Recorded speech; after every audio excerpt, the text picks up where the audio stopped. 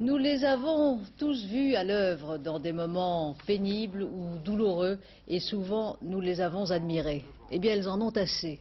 Assez d'être déconsidérées, mal payées, négligées, alors qu'elles constituent le pilier de tout l'appareil de santé publique. Les infirmières seront en grève demain et seul le service minimum sera assuré dans les hôpitaux.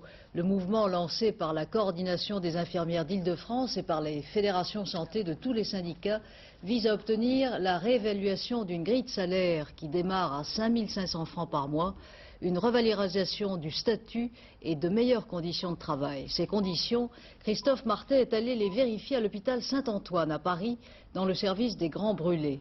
C'est là que travaille Catherine Fantin. Son travail est pénible. Les images, je vous en préviens, aussi.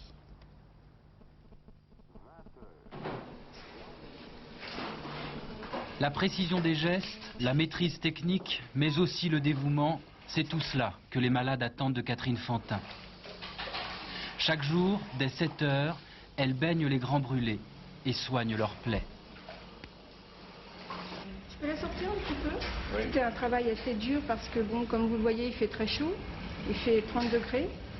On est au-dessus du bain avec les vapeurs d'eau chaude.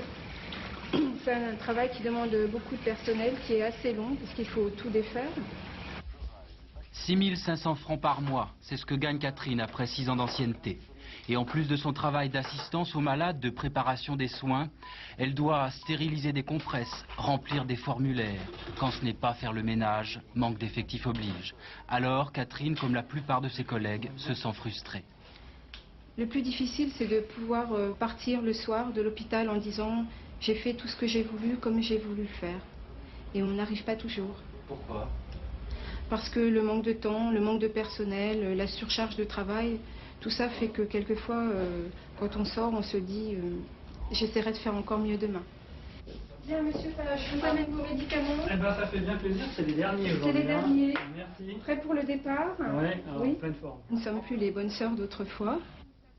Aujourd'hui, nous sommes bien sûr des infirmières auprès des malades pour les aider dans leur guérison, mais aussi des techniciennes, avec toutes les responsabilités que ça incombe.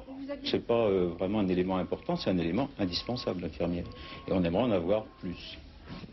La vocation, je ne sais pas si ça existe encore, parce que j'avais envie de m'occuper des gens malades, parce que moi, étant malade, j'aimerais qu'il y ait des gens aimables, compétents autour de moi pour me soigner.